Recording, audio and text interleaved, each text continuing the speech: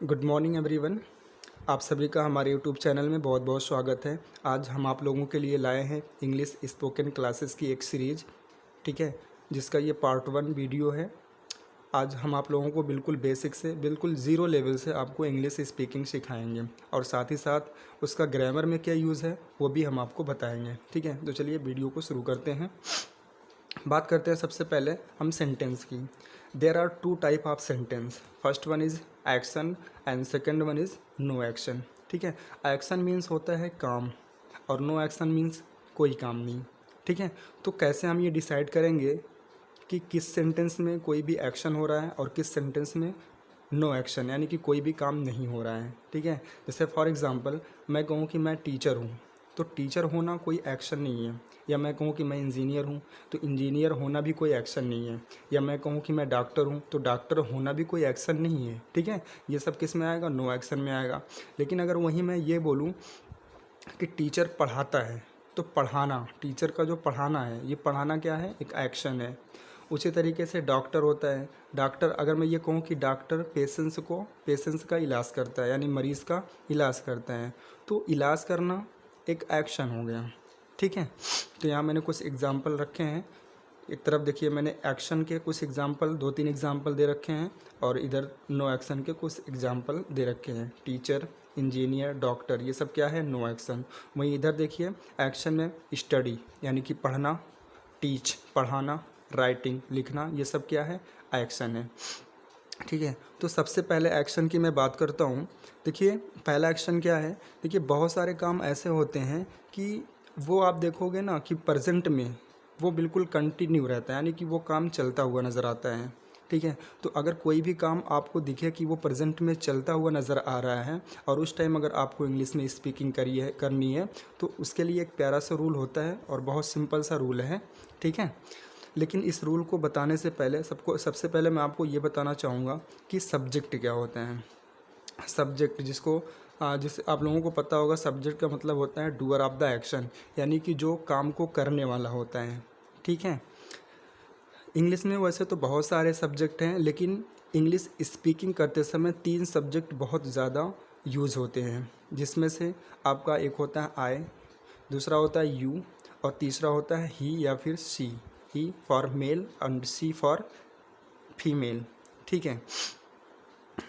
तो आई, यू और ही की पहचान कैसे करें? बिल्कुल सिंपल है। देखो, आई वो पर्सन होता है जो बात करता है, हमेशा याद रखना, जो पर्सन बात करेगा वो हमेशा क्या कहलाएगा? आई। और जिस पर्सन से हम बात करते हैं, ठीक है, जैसे मैं अगर आपसे बात कर रहा हूँ तो आप मेरे लिए क्या हो जाओगे? यू, ठीक है। और वहीं अगर हम आपसे बात कर रहे हैं आपके किसी फ्रेंड के बारे में, यानी कोई थर्ड पर्सन है, तो जो थर्ड पर्सन है वो क्या होगा? या तो ही होगा या सी होगा। यानी अगर हम लड़के के लिए बात कर रहे हैं, किसी लड़के के बारे में बात कर रहे हैं तो वो ही होगा, और अगर किसी लड़की के बारे में बात कर रहे हैं तो वो सी होगी, ठीक है। तो ये फार्मूला आपको कब अप्लाई करना है? ये फार्मूला आपको तब अप्लाई करना है जब आपकी आंखों के सामने, पूरे दुनिया में आप कहीं भी बैठे रहो, अगर आपको दिख रहा है कि आपकी आंखों के सामने कोई भी काम चलता हुआ नज़र आ रहा है, तो उस टाइम आप ये फार्मूला यूज़ करोगे। फार्मूला क्या है? एक बार मैं पढ़ दे रहा हूँ। I am action plus I N G, यानी खुद के लिए अगर इस्तेमाल करना है, यानी खुद को अगर ये बताना है कि मैं कोई काम प्रेजेंट में कर रहा हूँ, तो I am action plus I N G. वहीं अगर सामने वाला कोई काम प्रेजेंट में कर रहा है, तो सामने वाला यानी मैं जिससे बात कर रहा हूँ, जिसके बारे में बात कर रहा हूँ, वो क्या होगा? यू। तो फार्मूला क्या बनेगा? You are action plus I N G, ठीक है। वहीं अगर थर्ड पर्सन प्रेजेंट में कोई काम करता हुआ नज़र आ रहा है, तो ही या फिर she is action plus I N G, ठीक है। आइए एग्जाम्पल से समझते हैं। जैसे हम एक एग्जाम्पल ले लेते हैं, टीच। क्या एग्जाम्पल लिया हमने? टीच। आप सभी को पता है टीच मीन्स क्या होता है? पढ़ाना, ठीक है। तो इस टाइम मैं क्या कर रहा हूँ? प्रेजेंट ही तो है। जिस टाइम मैं आप लोगों को पढ़ा रहा हूँ ये क्या है? प्रेजेंट है। और प्रेजेंट में मैं आप लोगों को क्या कर रहा हूँ? पढ़ा रहा हूँ। तो पढ़ाना आपको पता है कि ये एक्शन है, ठीक है। तो अगर मुझे ये बोलना है कि मैं पढ़ा रहा हूँ, तो मैं पढ़ा रहा हूँ, तो सब्जेक्ट कौन सा यूज़ होगा? आई। तो फार्मूला कौन सा अप्लाई होगा? I am action plus I N G. तो सेंटेंस क्या बनेगा? आई एम और प्लस एक्शन हमारा क्या था? टीच। लेकिन कोई भी काम तब तक नहीं प्रेजेंट में कंटिन्यू होगा या चलेगा जब तक कि आप उस एक्शन में आईएनजी नहीं जोड़ोगे। ठीक है, तो पूरा सेंटेंस क्या बन जाएगा, आई एम टीचिंग। ठीक है, अब चलो मैं अगर बात करूँ कि तुम पढ़ा रहे हो, मान लो तुम किसी को पढ़ा रहे हो, ठीक है, तो तुम का मतलब यू, तो सेंटेंस क्या बनेगा, यू आर, और फिर वही एक्शन होगा टीच, और टीच में आईएनजी जोड़ देंगे तो क्या बन जाएगा, टीचिंग।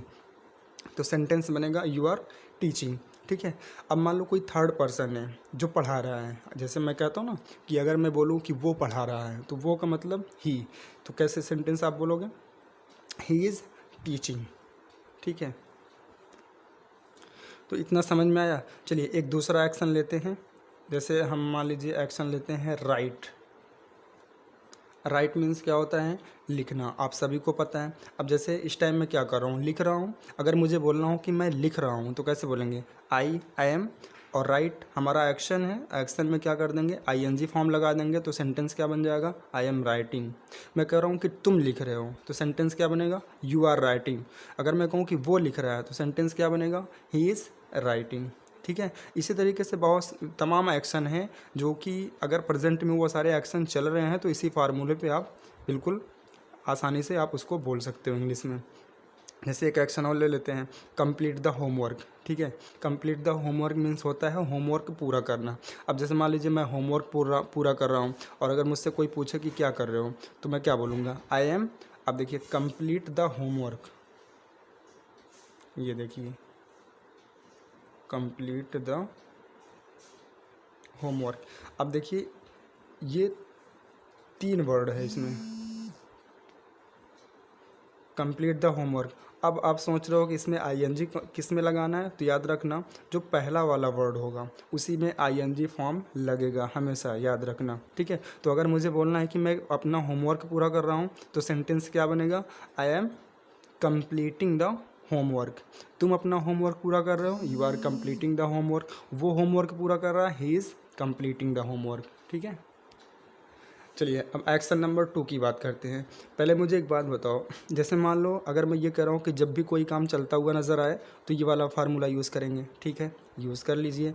बट ये बताओ मुझे, क्या अगर कोई काम प्रेजेंट में चल रहा होता है तो क्या वो हमेशा दिन रात चलता ही रहता है? नहीं डियर, ऐसा बिल्कुल नहीं होता।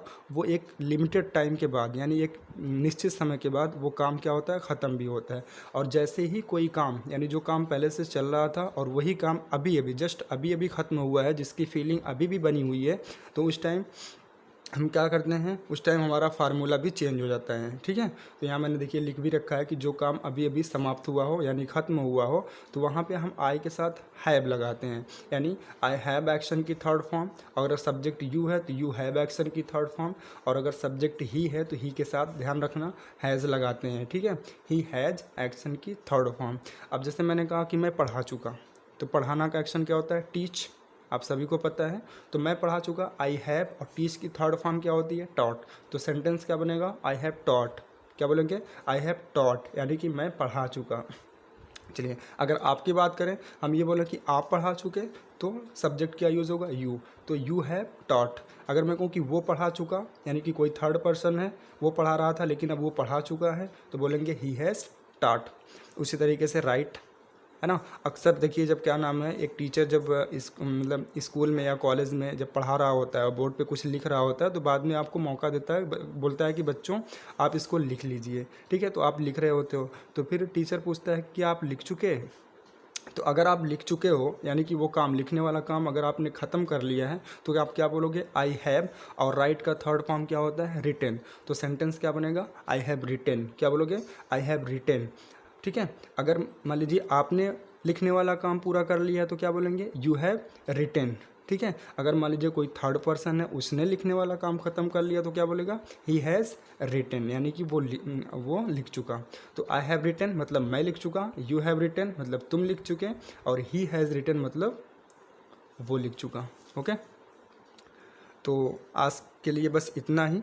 ठीक है, तो प्लीज़ आप इसको एक बार, प्लीज़ रिक्वेस्ट है आप लोगों से कि एक बार इसको 10 मिनट आप इसको रिवाइज करिए। ठीक है, और ये तो मैंने जो 2 या 3 सेंटेंस, दो या 3 एक्शन जो भी बताया है, इसके अलावा भी और आप देखिए प्रेजेंट में जो भी काम चल रहा हो उसका आप क्या करिए, एक्शन बनाइए। ठीक है। अगर आपको एक्शन ना पता हो किसी भी काम का तो आप एक काम करिए, कमेंट बॉक्स में मुझे हिंदी में लिख दीजिए, मैं उसको इंग्लिश में कन्वर्ट करके आपको बता दूंगा और आप इस्तेमाल करिए इस दो टॉपिक पे। एक वो कि जब कोई काम प्रेजेंट में चल रहा हो और दूसरा जब वही काम अभी अभी ख़त्म हुआ हो। ठीक है। तो डियर, आपको ये वीडियो कैसा लगा? मुझे उम्मीद है आप सभी को ये वीडियो बहुत अच्छा लगा होगा। ठीक है। तो अगर आपको ये वीडियो अच्छा लगा होगा प्लीज़ मुझे कमेंट बॉक्स में कमेंट करके बताएं। ठीक है। Thank you.